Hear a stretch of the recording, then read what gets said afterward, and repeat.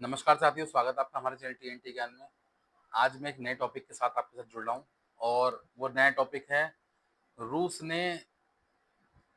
एक तरीके से देखिए, रूस ने जो इस समय बाजी चली है उसमें उन्होंने अमेरिका को मात दे दी है। किस तरीके से? रूस पहला ऐसा देश है जिसने अफगानिस्तान की तालिबानी सरकार को मान्यता दे दी है। अब आप सोच रहे होंगे इसमें अमेरिका की कहां से हार हुई, इसमें रूस की कहां से जीत हुई।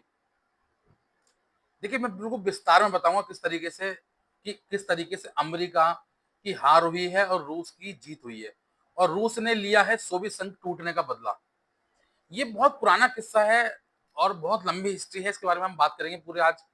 आज लंबा सेशन होगा और विस्तार से चर्चा करेंगे पूरे इस इतिहास के बारे में कि किस तरीके से सोवियत संघ टूटा और क्या वजह थी, क्या कारण था और किस तरीके से अफगानिस्तान में जो तालिबानी सरकार है जिसको आज रूस ने मान्यता दी है, इसके क्या मायने लगाए जा रहे हैं। देखिए, रूस ऐसा पहला देश है जिसने तालिबानी सरकार को मान्यता दी है।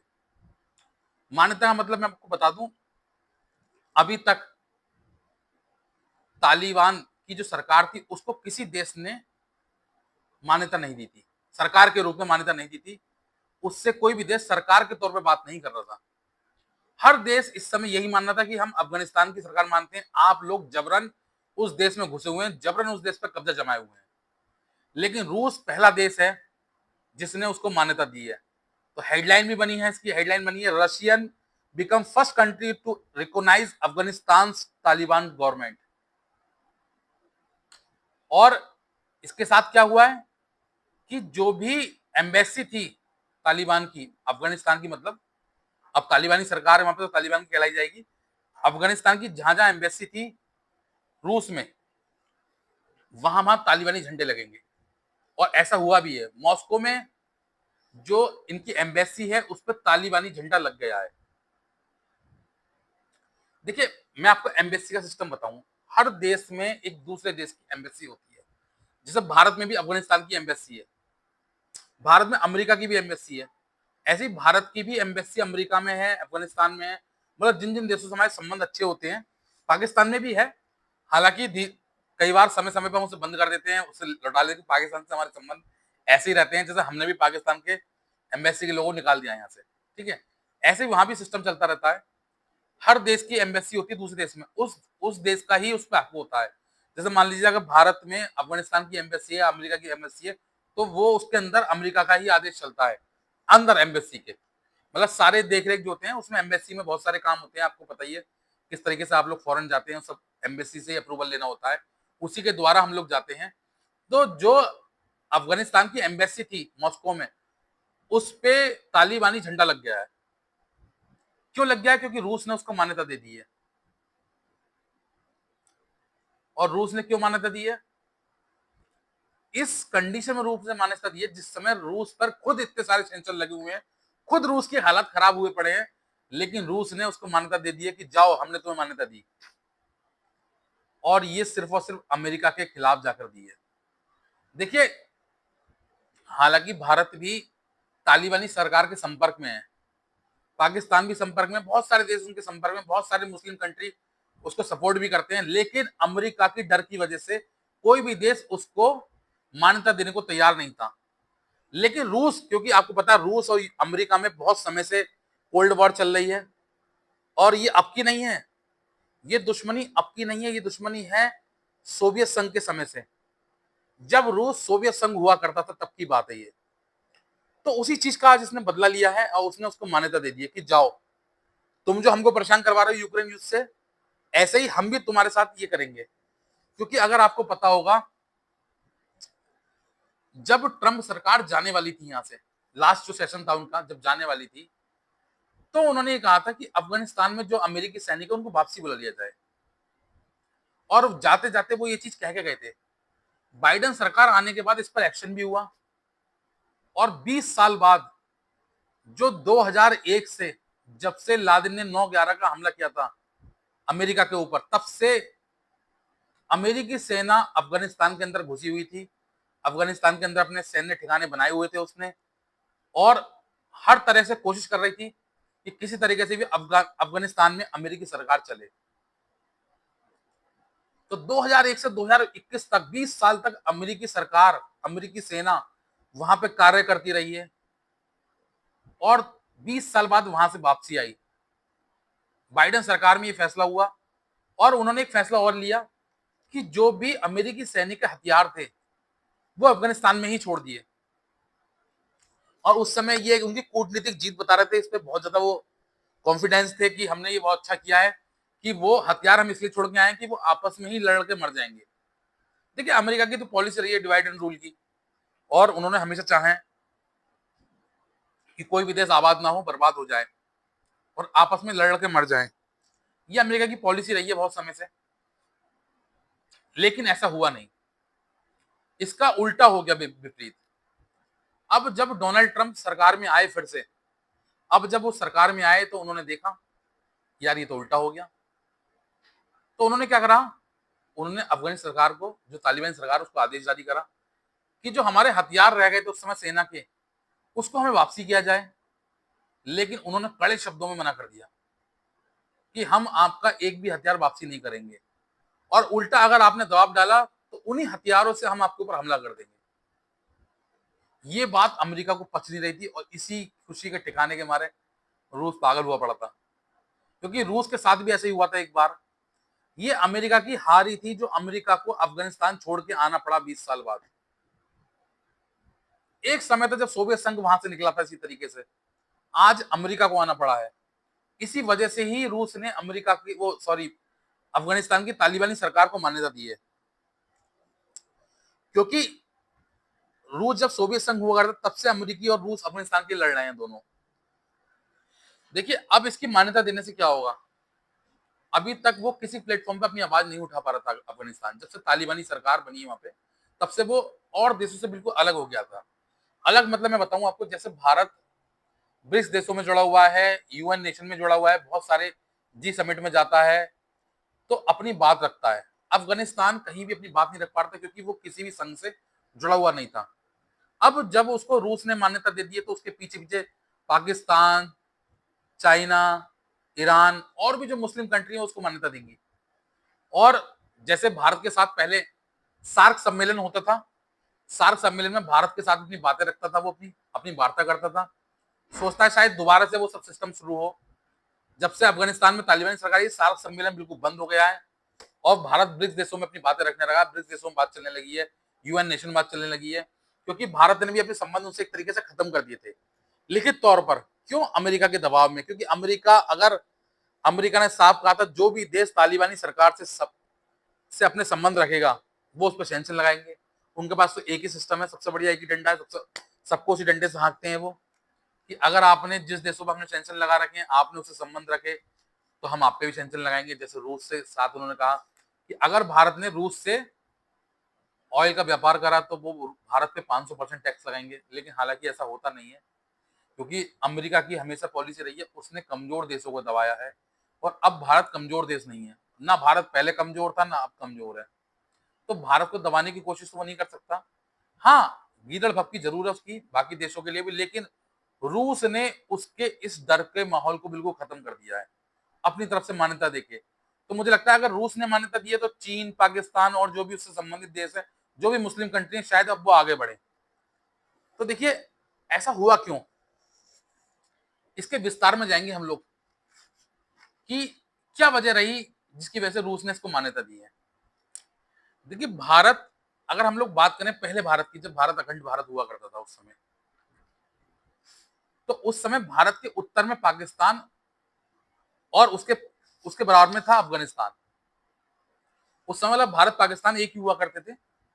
तो पाकिस्तान के जैसे मान लीजिए भारत का हिस्सा जो आज पाकिस्तान हिस्सा है वो उत्तर में था, उत्तर के उसके बराबर में ही अफगानिस्तान था, और उसके अफगानिस्तान के ठीक दक्षिण में था ईरान।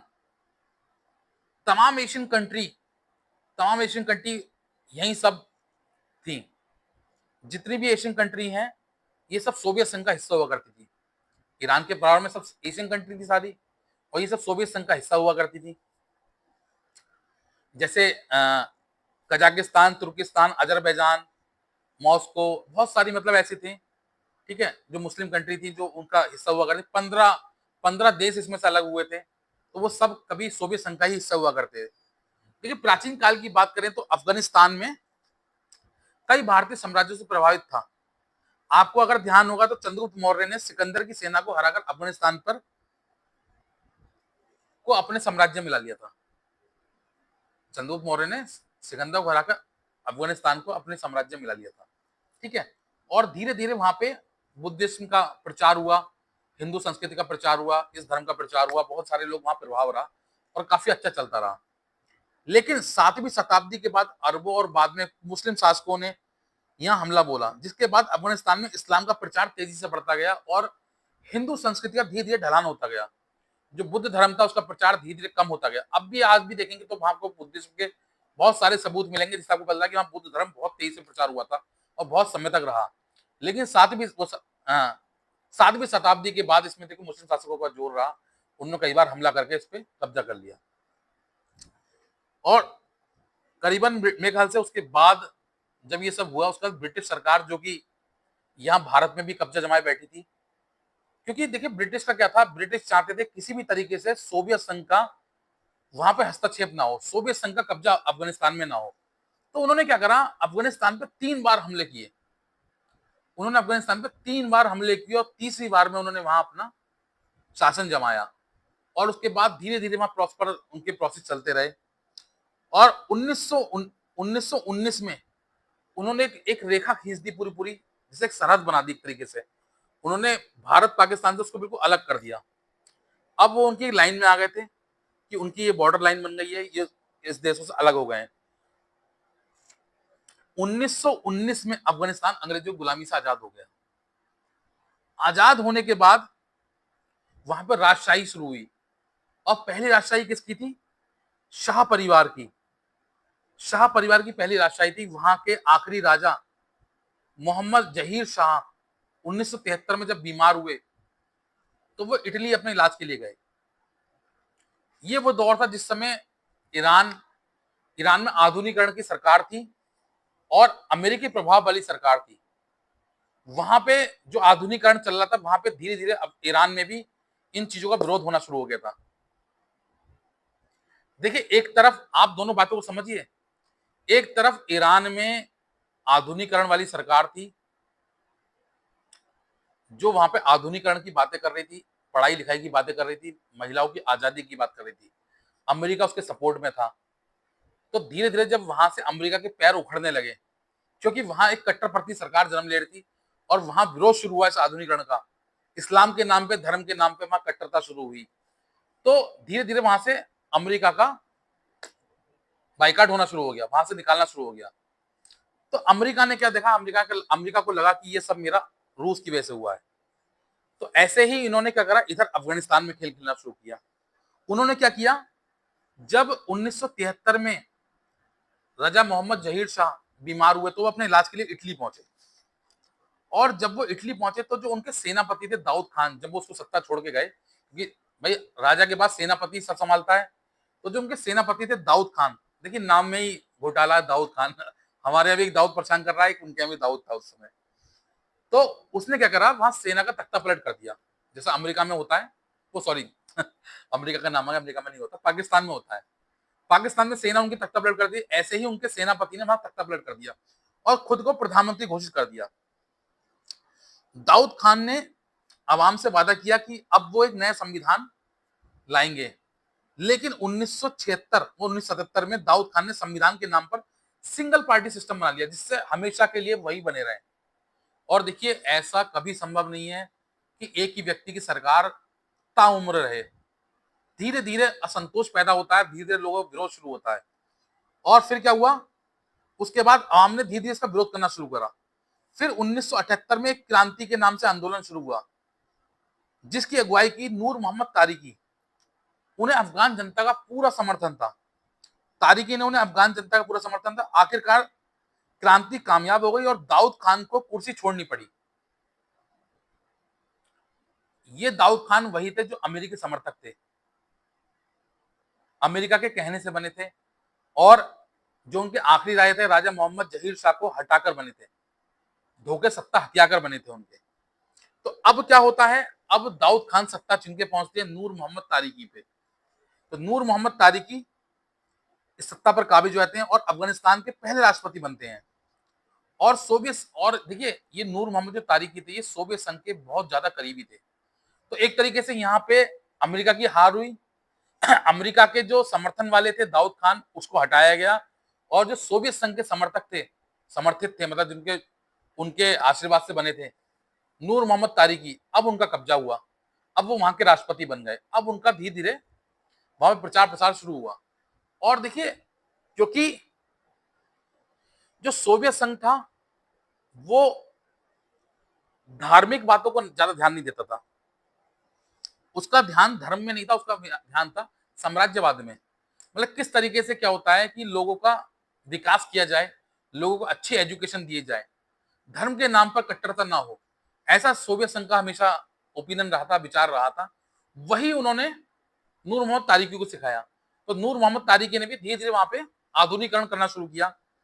उसने क्या करना शुरू किया, उसने वहां पर स्कूल खुलवाए, कॉलेज खुलवाए, कल कारखाने खुलवाए शुरू किए। खास तौर पर महिलाओं के आजादी और उनकी तालीम पर जोर दिया। उसने धीरे धीरे जैसे सोवियत संघ में अपने लोगों के साथ करता था वैसे ही उसने नूर मोहम्मद तारिकी ने वहां पे किया। और देखिए उसने बहुत अच्छा डिसीजन लिया। उसने कहा कि हाँ अपने पहनावे में चेंज करेंगे, अपने बदलाव करेंगे। हम भी जेंटलमैन की तरह कोट सूट पहनेंगे, पैंट शर्ट पहनेंगे। हम भी समाज के साथ चलेंगे, लोगों के साथ चलेंगे। जो और देशों में ऐसा होता है हम ऐसा करेंगे। देखिए उस समय के सबसे आधुनिकरण राष्ट्रपति थे ये, सबसे हैंडसम राष्ट्रपति थे उस समय के, उनके समय के, जो ऐसे गेटअप में रहते थे। आपने देखा, आप उनके फोटो भी देखेंगे तो सूट बूट में थे। उस समय की बात बता रहा हूं मैं। सोचिए उस समय सूट बूट में रहते थे वो, क्यों? क्योंकि उनको ये सब चीज पसंद नहीं थी। उनको पसंद था मॉडर्न जमाना। ये वहां पे उस दौर में भी मॉडर्न थे। एजुकेशन पे ध्यान था उनका, महिलाओं के आजादी पे ध्यान था, महिलाओं की तालीम पे ध्यान था। उनका कहना था कि अगर घर की महिलाएं पढ़ेंगी तो पूरा परिवार पढ़ेगा और पूरे परिवार का विकास होगा। तो इस तरफ जोर था। अफगानिस्तान के दक्षिण में था ईरान, जहां राजा पल्लवी की सरकार थी, जो कि अमेरिकी समर्थक थे, अभी मैंने बताया आपको।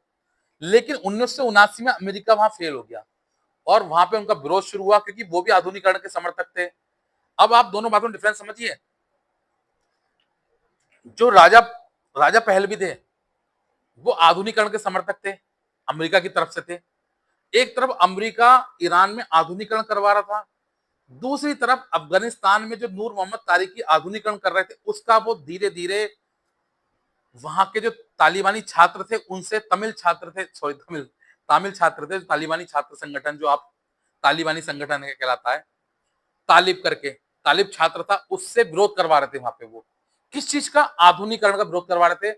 उनको वो सब भड़का रहे थे कि ये सब चीजें इस्लाम के खिलाफ हैं। मुस्लिमों से इसका विरोध करवा रहे थे कि इस्लाम के खिलाफ है, ये चीजें धर्म के खिलाफ हैं, इससे हमारे धर्म का विनाश होगा। ऐसे करके उनके दिमाग में कट्टरता ला रहे थे, उनको बहुत ज्यादा चढ़ा रहे थे। और धीरे धीरे करके उस दौर में अमेरिका ने नूर मोहम्मद तारिक का विरोध करवाना शुरू करा, मुसलमानों को भड़काना शुरू किया। इस काम के लिए अमेरिका ने सीआईए की मदद ली, जो अमेरिका की खुफिया एजेंसी सीआईए, उसकी मदद ली। उसकी मदद से उन्होंने नूर मोहम्मद तारिकी की जो विदेश मंत्री थे हफीजुद्दीन अमीन, उनको अपने साथ ले लिया और अमेरिका के अमीन की मदद से नूर मोहम्मद की सरकार को मुस्लिम विरोधी साबित कर दिया। और शुरू होता है वहां पे विरोध होना शुरू होता है। और धीरे धीरे उसी समय अफगान के लोगों ने मुजाहिदीन की बनाने की ट्रेनिंग भी शुरू कर दी। इस काम के लिए अमेरिका ने पाकिस्तान को भी मदद की और वहां भी हथियारों के लिए पैसा दिया। अब देखिए होता क्या है, उसी दौर में नूर मोहम्मद तारिकी जो थे वो जाते हैं सोवियत संघ किसी काम से। जब वो सोवियत संघ किसी काम से पहुंचते हैं तो सोवियत संघ के जो शासक थे उन्होंने बताया उनको कि जो आपके विदेश मंत्री हैं वो अमेरिका से मिल गए हैं और सीआईए के कहने में आकर आपका तख्ता पलट करने वाले हैं, आपके खिलाफत कर रहे हैं और धीरे धीरे वहां आपके देश में लोगों से विरोध करवा रहे हैं, आधुनिकरण के खिलाफ लोगों को भड़का रहे हैं। क्यों भड़का रहे हैं? क्योंकि उनको आपको सत्ता से हटाना है। आप जाइए और जाके वहां पर उसको तुरंत से हटाइए। इतनी बात सुनने के बाद जब जैसे ही नूर मोहम्मद तारिकी वापसी अफगानिस्तान आते हैं, तो क्योंकि उस समय तक जो उनके विदेश मंत्री थे हाफिजुद्दीन अमीन, जिसको अमीन अमीन करके कहते थे अमेरिका, वो अमेरिका का आदमी था। उसने पूरी सत्ता पे काबिज हो चुका था, तख्ता पलट कर चुका था और जैसे ही नूर मोहम्मद तारिकी अपने परिवार के साथ अफगानिस्तान पहुंचे तो उन्हें पूरे परिवार के साथ मार दिया गया। और जब उनको मार दिया गया तो सोवियत संघ इसके बहुत खिलाफ रहा। सोवियत संघ ने बहुत नाराजगी जाहिर करी और सोवियत संघ को लगा कि ये अमेरिका के कारण हुआ है, तो सोवियत संघ को बुरा लगा, तो सोवियत संघ ने उस पर हमला शुरू कर दिया। 1979 वो सॉरी हाँ 1989 1989 में उन्होंने अपनी थल सेना के साथ अफगानिस्तान पे हमला बोल दिया। ये वो दौर था जब सोवियत संघ फुल पावर में था। तो अफगानिस्तान पर उन्होंने हमला बोल दिया और अमीन की जो सरकार थी उसको उड़ा के फेंक दिया और अमीन को मार दिया। अब उसने दोबारा से अपने समर्थित वाला किसी व्यक्ति को वहां बिठा दिया सत्ता पे।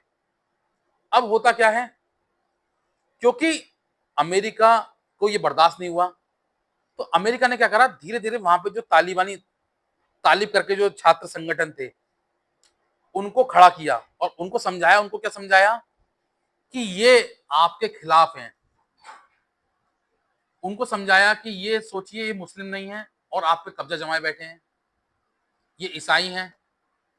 तो धीरे धीरे मुस्लिमों में रोष पैदा हुआ कि आप हमारे देश में घुस के ही हम पे हमला कर रहे हैं, आपने सत्ता पे अपना आदमी बिठा दिया, जबकि आप मुस्लिम नहीं हैं, आप ईसाई हैं, तो आप क्यों ऐसा कर रहे हैं। और धीरे धीरे वहां विरोध होना शुरू हो गया और विरोध शुरू हुआ और धीरे धीरे करके वहां से तालिबानी जो वहां समर्थित छात्र थे उन्होंने रूसी सेना को खदेड़ दिया और उन्हें वहां से छोड़ के आना पड़ा, निकलना पड़ा वहां से। और उसके बाद ही 1991 में सोवियत संघ का विखंडन हो गया, टूट हो गई उसमें, और उसे टूटकर 15 देश उससे अलग हुए। तो यही वो खींच थी, यही वो टीस थी पुतिन के ध्यान में, और पुतिन को ध्यान थी ये बात कि ये अमेरिका के कारण ही हुआ था। ये अमेरिका के कारण ही हुआ था जिसके कारण ही रूस टूटा था और रूस एक सुपर पावर था। और यही चीज पुतिन आज तक भूले नहीं है, इसी वजह से उन्होंने ये सब किया। और देखिए मैं आपको बताऊं, जो जैसा बोता है वो वैसा ही काटता है। देखिए जो मुजाहिदीन की ट्रेनिंग अमेरिका ने करवाई, सऊदी से भी लोग बुलाए अफगानिस्तान पे हमला करने के लिए। सऊदी से किसको बुलाया? लादेन को, ओसामा बिन लादेन को। ओसामा बिन लादेन पाकिस्तान का नहीं है, ओसामा बिन लादेन सऊदी था, सऊदी से आया था वो अफगानिस्तान में हमला करने के लिए। उसने अफगानिस्तान के लोग भड़काया और वहां पे सरकार थी उसको पलट कर दिया, उसका तख्ता पलट कर दिया, ठीक है। लेकिन कोई बात नहीं, क्योंकि भाई रूस भी कम नहीं था। रूस को भाई वहां तो पटका नहीं मिली रूस को, लेकिन रूस ने भी हिम्मत नहीं हारी। रूस ने उन लोगों को समझाया, जो लादेन थे उनको समझाया कि भाई आपका काटा गया है बहुत अच्छी तरीके से, आपके ही लोगों का आपके ही खिलाफ इस्तेमाल किया गया है। सही से समझाया, बोले इसमें आपका कुछ भला नहीं हुआ, आपके ही लोग मारे गए और आपके ही लोगों के द्वारा मारे गए। ये बात जैसे जैसे उनकी समझ में आने लगी उन्होंने विरोध शुरू कर दिया। और जो तालिबानी संगठन अमेरिका के द्वारा प्लान किया गया था, जो ओसामा लादेन अमेरिका के द्वारा बनाया गया था, उसने ही अमेरिका का विरोध शुरू किया और 9/11 को एक ऐसा हमला किया जो अमेरिका के भविष्य में एक बहुत बड़ा धब्बा लगा गया। और आपने देखा कि उसने अमेरिका पे ऐसा छाप छोड़ी कि अमेरिका उस हमले को आज तक भुला नहीं पाया। उसी के बाद आपने देखा कि अमेरिका ने अफगानिस्तान में 20 साल तक अपनी सेना डिप्लॉय कर दी वहां पे, लेकिन हुआ कुछ नहीं। उसके बाद भी अमेरिकी सेना को वहां से वापसी आना पड़ा। और अमेरिका ने अगर तालिबान में जाके लादेन को मारने की कोशिश करी तो वहां मार नहीं पाया, उसको उन्होंने पाकिस्तान में जाके मारा।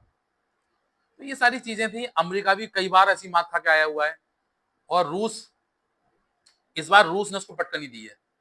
तो मुझे लगता है शायद यही वजह है जिसकी वजह से रूस ने सबसे पहले उसको मान्यता दी है और भविष्य में शायद उसका और भी देश इसको मान्यता देंगे। शायद उसका भारत भी मान्यता दे लिखित तौर पर। वैसे तो भारत मान्यता दे चुका है, लेकिन लिखित तौर पर मान्यता शायद अभी नहीं दी है। लेकिन धीरे धीरे जब और देश देना शुरू करेंगे तो भारत भी इसको मान्यता देगा। और कहीं ना कहीं अमेरिका का दोहरा चरित्र सभी देशों को पता चल गया है और बहुत समय सबको पता है। अमेरिका का जो व्यवहार है वो हमेशा दूसरे देशों के खिलाफ रहा है, दूसरे देशों को बर्बाद करने के लिए रहा है। अमेरिका ने हमेशा से ही आतंकी संगठन को बढ़ावा दिया है, चाहे वो पाकिस्तान के अंदर हो, चाहे अफगानिस्तान के अंदर हो, चाहे किसी और देश के अंदर हो। अफगानिस्तान अमेरिका की हमेशा से पॉलिसी रही है कि दूसरे देशों को परेशान किया जाए, लड़वाया जाए, तोड़ा जाए। तो अब ये पॉलिसी उनकी चल नहीं पा रही, इसीलिए वो हतप्रभ हैं, परेशान हैं। और मुझे लगता है शायद अब वो ये आस भी छोड़ चुके हैं कि अब वो सुपर पावर बने रहेंगे। तो मुझे लगता है शायद अब उनका ये बहुत खराब समय चल रहा है अमेरिका का, और आगे चल के इससे भी खराब चलेगा। तो मुझे लगता है शायद जो मैं इन्फॉर्मेशन आपको देना चाह रहा था आप तक पहुंची होगी और आपको बहुत अच्छी भी लगी होगी, क्योंकि शायद बहुत कम लोगों को इसका ये सब चीजें पता होती हैं। जो इन चीजों से जुड़े हुए हैं सिर्फ उनको ही पता होती है, जो नए नए लोग हैं उनको नहीं पता होती। ठीक है, तो अगर मेरी दी हुई इन्फॉर्मेशन आपको अच्छी लगी हो तो मेरी वीडियो को लाइक करें, शेयर करें और सब्सक्राइब करना ना भूलें। Thank you.